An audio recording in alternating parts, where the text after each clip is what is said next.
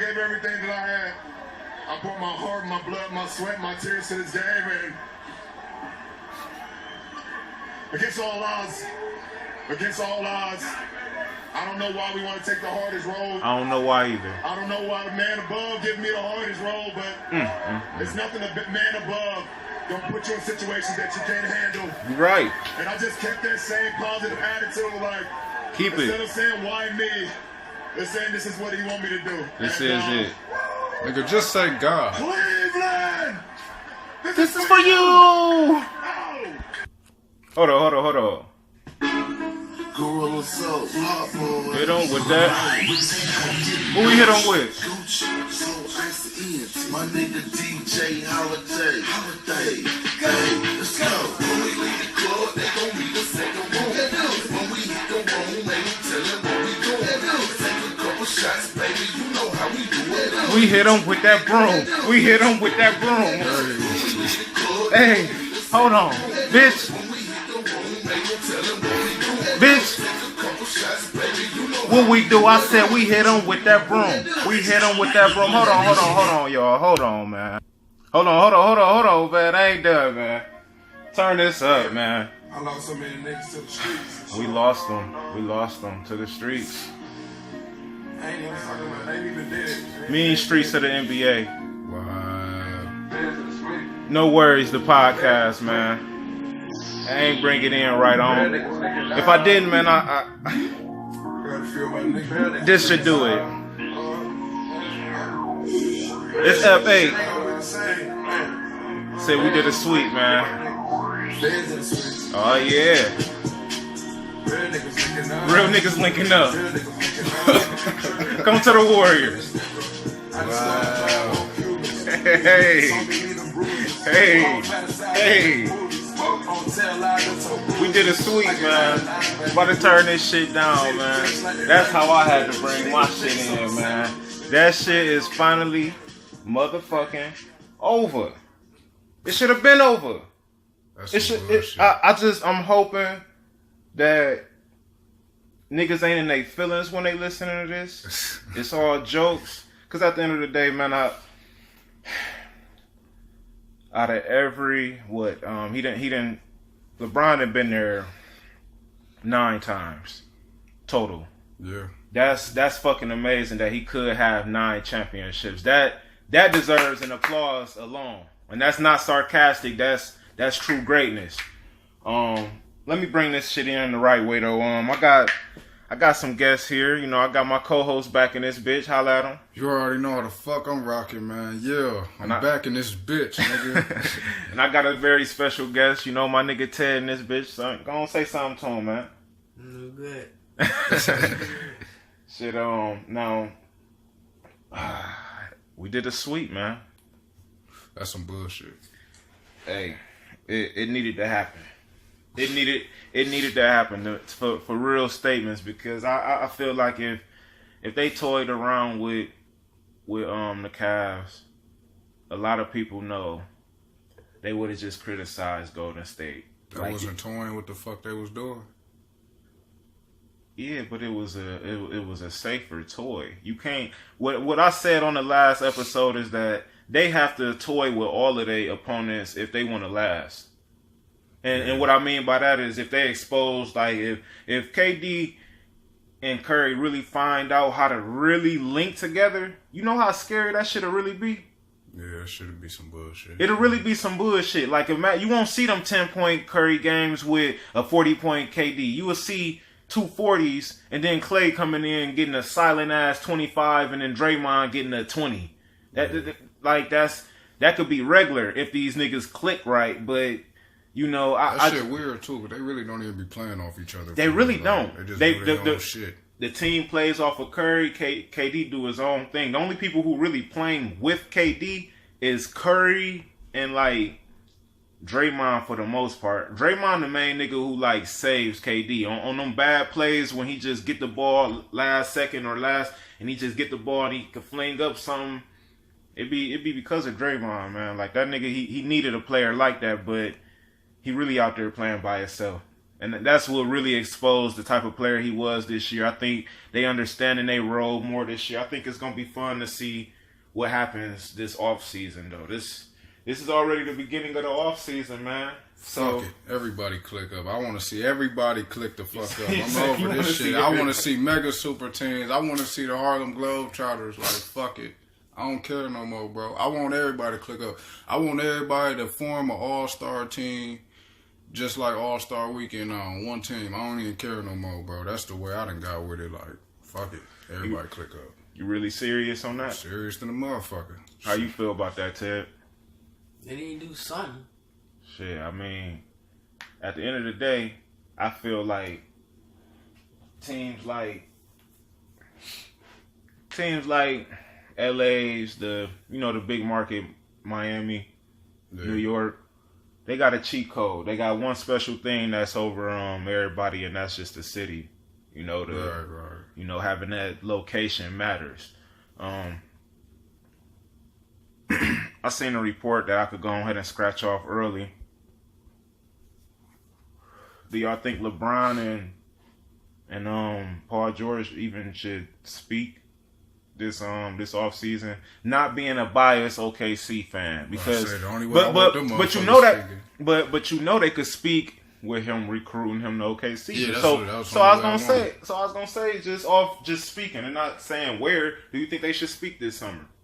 Yeah, if they trying to click up in Oklahoma, that's it. You feel me? If they ain't trying to click up in Oklahoma, fuck it. Don't even talk to him. Because that's where the fuck P should be. That's where his mindset should be at, man. Like, tired of hearing this LA shit and all that. That shit weak. I'm sitting up here with two OKC fans. This is very, very awkward. They won't keep it all the way true, but they know this nigga Paul George. They know this nigga is halfway out and halfway in. So, certain things can be sensitive to discuss on him linking up with LeBron elsewhere, but if he is there, I know y'all motherfuckers that love that. I seen a picture with him in an OKC jersey. This is my take on it. Now, that's the only way that he could really get away with ring chasing. I didn't came to like probably three solutions. Three solutions is, one, he go to the Spurs where it's okay to be old. It's okay to bring them the old banana boat team, because LeBron ain't gonna go nowhere where the banana boat team can't fit. That's what a lot of people need to remember. Who else gonna really go to the fucking? I mean, like if he go to LA, you can't tell me Chris Paul, Bring somebody with him. Chris Paul, Wade, and Melo gonna go there though. It could fit, but that's like the fucking third team that it'll work on, cause it'll work perfect on Philly. It'll work perfect on San Antonio. I feel like the banana boat ship is sailed though, like, cause I mean, I feel like Wade, I think he don't want to move no more. That nigga don't even know if he want to still play. And that's what it's gonna come down to. I think LeBron gonna try to reunite that, cause right now the NBA don't have anything else that's exciting. It's ass. Yeah, this was the saddest championship by far. This is what I forgot to say earlier when speaking on LeBron. That was the saddest shit I ever seen out of all his losses. He only done won 3 out of the 9. So out of all them losses, that was the worst one to witness. Yeah, that was the worst one to witness. And it's only been a couple where I haven't been on his side. Shit, he didn't. Well, he went there the first year. I actually was happy for him in Miami, though I wasn't rocking with him. When he made it in Cleveland when they was trash. Even that team is better than this team. Yeah, this team was pathetic. And just from coaching and all of that. But let's get into the topics though. I wanna ask y'all, did y'all catch last episode? Or did y'all catch the teams that me, PJ, and Trey discussed? Yes. I know one of them bitches Speak was up, Cleveland. please. Yes, I did. With your thoughts. Who got the hardest team, my nigga? I mean, keep it all the way true. Did y'all hear the? Are you talking about y'all teams y'all came the up teams with? that to stop the Warriors, to beat Golden State? Did y'all see the teams? I could go to the teams right now. This is exactly what Trey's team was. Trey was Kyrie, C.J. McCollum, Paul George, Anthony Davis, DeMarcus Cousins. It's a nice lineup. PJs, John Wall, Paul George, Kawhi Leonard, Anthony Davis, and Embiid. Mine was Kyrie, Russ, LeBron, Al Horford, and DeMarcus Cousins. Ah, shit. Exactly. It's tough. What was Trey's one more time? Trey's was Kyrie, C.J. McCollum, Paul George, Anthony Davis, and Cousins. And me personally, I feel like Cousins will strive more without Anthony Davis. So I picked the basic 4 so he could breathe and just be dominant, not worry about sharing with Anthony Davis. And on top of that, Al Horford, I feel like that'd be a fucking problem for a nigga like Draymond. Players like him would be a problem because he could do it all. He could do it all, just like you, but way better. He could pass too. He could score a lot better. He could, he's just a jack of all trades type of player. I feel like my team take it just because they don't have LeBron and Russ. Simple as that. I'm the only one with LeBron and Russ. Yeah, can't argue with that. And So, the other ones, Trey had LeBron in here? Trey did not have LeBron. He had C.J. McCollum, Paul George, Anthony Davis, Kyrie. PJ having LeBron in his either? No, he had John Wall, Kawhi, Paul George, Anthony Davis, and B. Damn. Yeah, I might have to. So this is to stop the Warriors. I don't know why they didn't say LeBron. Everybody took Anthony Davis or took Cousins. Well, me and Trey only took Cousins, but they both took Anthony Davis and both took Paul George. Instead of Paul George, I'm taking Bron. If we talking to stop the Warriors, I mean, it's LeBron shit. Right. So I had to go with yours to be honest, but yeah. Okay, I was just checking on that. The same with me. All right, cool. Now Perk didn't want to move his fucking feet. Big Perk, bitch ass Perk. Perk ain't no bitch though. Hey man, Perk ain't no bitch. I think he a bitch. They claimed he was about to knock Curry out. That one game. He wasn't gonna do shit. Man, Perk could drop Curry. He don't give a fuck about basketball, dude. He'll drop Curry, but that'll be it for him. That'll be all of his I know he don't have no endorsements, when I'm talking about just as far as him still even being able to get these little punk ass deals he getting now, being able to come on them talk shows and speak and act like they ain't gonna talk to you. They ain't nobody gonna. Of course not. It'd be over for him. Except for the Curry haters, they'll support his bullshit. Shit, yeah, they would, but they'll be like, you could come, you could come through this and that. But nigga ain't want to move his feet. My whole point now is, nigga, you gotta move your feet now. You gotta walk home. You gotta go home, man, and don't forget the dustpan on the way out. Now, anyway, Kerr predicted this whole sweep thing after Game 5 versus Houston. He said that he believed that they was gonna win the rest of their games. Who the fuck said that, Steve? Steve Kerr. Y'all could go to the Athletic. I don't even want to know. It's an article. Y'all could search it up on the Athletic. That's the source. I didn't even know he said it at the time, but he, I seen that. I read the article. He did predict a sweep, and he didn't say it so arrogant. He just was like, he know that them guys could turn it on and win the rest of them.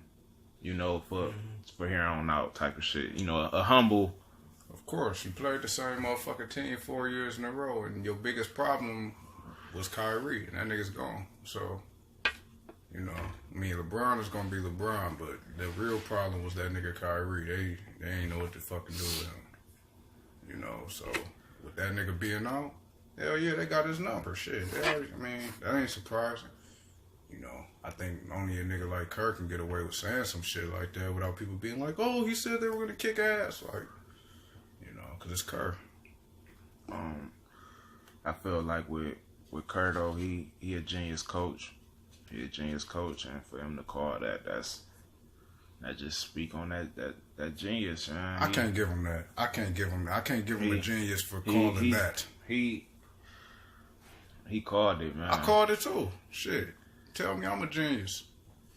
Him being a coach and being under that pressure though, and saying that shit. What pressure? What pressure? Of Houston? Oh, you talking about? I thought you talking about Cleveland. He called it in Game 5 after they lost. They lost Game 5. This was after the Draymond fumble, y'all. When he fumbled and everybody was lighting up my nigga, cracking on him and shit, and he fucked up. This was right after that. Wait. Okay, I have to clear this shit up, dog, because I'm thinking that you were saying Kerr said it was going to be a sweep in the Cleveland series. I didn't know you was talking about like when he said they was going to win the rest of their games. So counting game 6, counting game 7, counting game 1 through 4. He called it. I ain't counting the Cleveland series, but the Houston series. Yeah, that's what I'm saying. Yeah, I'm not counting that. What's the but what's funny is kind of like, nigga, if y'all made it out, y'all better sweep these niggas because it wasn't too hard to call. I'll take back the genius statement. But then I can't give him that either. No, now. But it's ballsy, and I like it. That's why I called him a genius because he made it happen. You feel me? So what game you say that was? It was after Game 5. Ain't that the game Paul got hurt? I ain't giving him shit, boy. He of course, nigga. Nigga, Paul got hurt, nigga. I'm not giving that nigga shit, bro. Paul got hurt. You know you about to face booty ass Cleveland. I'll say that shit too. Interesting. Fuck all that. Now I wanted to just this is my last talk on at least the finals because it wasn't really nothing much to talk about. It was pretty fucking sad to see LeBron go through that. This episode later, most of my topics are about LeBron, so I'm gonna hop off of them right now. But it's over in 4 as if each game was a quarter. So get your brooms and your dustpans.